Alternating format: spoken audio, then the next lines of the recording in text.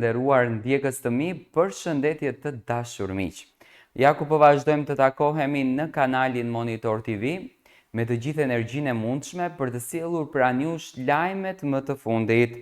Dhe tani unë do t'ju them, ka qenë një lajm viral që është bërë në rrjetin social në Big Brother Kosovën, që bërtiste Drenusha Latifi a ke fakte. Dhe ne sot kemi fakte, do me thënë kemi arritur falë ndihmës të shqiptarëve tonë të dashur, të cilët janë gjithmonë entuziast për të na sjellur lajme faktet më të fundit, dhe kemi arritur të zbulojmë ku Gjesti është duke bërë videoklipin e tij të radhës. Gjesti ka pranuar në fakt një foto që është bërë tak nga 316 Music, është studioja apo është shtëpia me të cilën Gjesti po punon, dhe janë duke përgatitur klipin. Të gjithë kureshtar, ku e xhiron Gjesti këtë këngën, me çfarë klipi do t'jetë, do me thënë duket një vend shumë mega luks, duket një vend shumë i bukur, tepër tërheqës, dhe normalisht të gjithëve na shton kureshtjen se ku xhirohet kjo këngë. Tani, ne kemi arritur të zbulojmë se dhoma që xhirohet kënga është kjo dhoma që ju po shikoni në pjesën time, do me thënë në këtë pjesën time, në këtë kënd, do me thënë në këndin tim të majt, po shikoni dhomën ku Gjesti po e xhiron klipin. Tani, do kisha lutur Regjin, lutem jep dhe këtë fotografin tjetër që Gjesti është bërë tak në Instagramin e tij. Do me thënë, okay, kjo është muzeu ku Gjesti e xhiron këngën, kjo dhoma ndodhet brenda në këtë muzeun, kjo ndodhet në Austri, do ua tregoj dhe emrin e muzeut, po njëherë dua t'i shfletojmë pak fotografit që t'i shikoni në detaje. Dhe më pas kemi këtë fotografi në të cilën Gjesti është bërë tak nga 316 Music, është shtëpia me të cilën Gjesti po bashkëpunon, do me thënë që bëri edhe kontratën.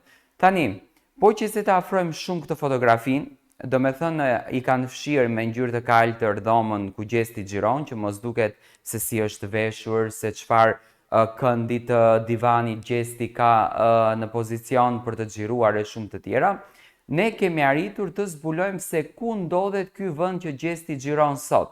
Nuk është në Kosovë, nuk është në Shqipëri, nuk është në Maqedoni, nuk është në Maltëzi. Do me thënë aty ku ka shqiptar, ku ne mund të na shkon mendja që Gjesti po e xhiron këngën në këto treva. Jo. Gjesti ka përzgjedhur që këngën ta xhiroj në Austri, dhe konkretisht në muzeun, i cili është një ndër muzet më të frekuentuara dhe më të bukur në Austri. Ato të cilët jetojnë në Austri e din shumë bukur ku ndodhet ky muze. Tashi është muzeu Ernest Fuchs, kështu e ka emrin muzeu, dhe ndodhet në Austri. Në muzeun Ernest Fuchs, Gjesti ka përzgjedhur të bëj videoklipin e këngës së tij të re. Do me thënë, kjo është një nga dhomat e cila është e fshirë në atë ekranin që e kanë bërë me ngjyrë të kaltërt ku Gjesti po xhiron, do me thënë, flasim për këtë fotografi. Do me thënë, Gjesti po xhiron në këtë muze. Kënga po xhirohet në Austri, po projektohet në Austri, dhe së shpejti do t'jetë në YouTube. Do me thënë, po punohet një projekt gjigant, po punohet një videoklip gjigant, sepse ka shumë rëndësi. Kënga mbi të cilën e ka nxjerrur Gjesti, që është një këngë shumë e bukur, që çdo ditë në fakt në TikTok, në Instagram, po na nxjerrën edhe nga një sekondë edhe më shumë nga kënga, që kjo nuk kupton që shumë shpejt kënga do të lançohet në YouTube. Do t'jetë për të gjithë ndjekësit. Do të thënë, Gjesti ka vendosur që këtë klipin së bashku me grupin me të cilët është duke punuar, që po punojnë me një intensitet shumë të lartë, ta xhiroj në Austri. Do të thënë, klipi po xhirohet në Austri, besoj që do të xhirohet në kënde të ndryshme të muzeut, sepse edhe pjesa jashtme shikuat shumë bukur, shkallët. Do kisha dashur të lutem edhe një herë muzeun ma jep në këndin tim të majt. Shkallët janë fantastike.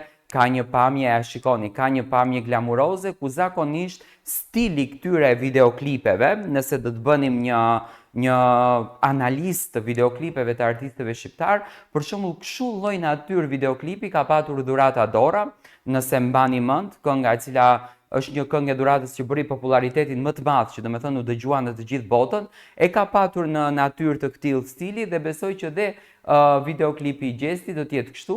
Kuptohet natyra e Gjestit, veshjet si mund të jenë, xhinse pink, maicë të verdhë, domethënë ruza do t'i ketë të varura në qafë që përflitet, domethënë që ja ka dhënë Negli.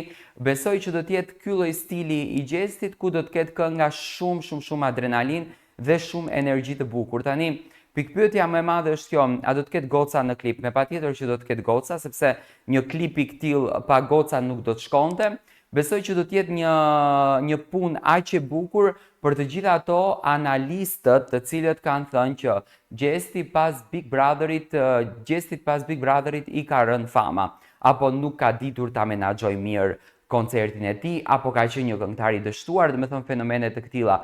Kjo puna, sepse kjo është një punë shumë e madhe që bëhet, nuk është punë e thjeshtë, të paktën për ato që e bëjnë e dinë se sa energji u merr, e dinë se sa orë për kushtim don dhe e dinë se sa fuqi do që ti të realizosh një punë të këtill, domethënë me kaq profesionalizëm që bën Gjesti.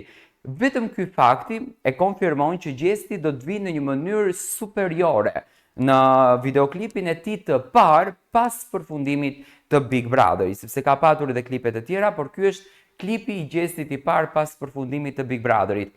Nga këto fotografi dhe nga këto momente ne nënkuptojmë që videoklipi do të jetë shumë shpejt në YouTube dhe të gjithë fansat e Gjestit do të kenë fatin edhe një herë të ribashkohen me atë energjinë e bukur që Gjesti ka transmetuar për 7 muaj me radhë. Domethënë një ëndër realitet.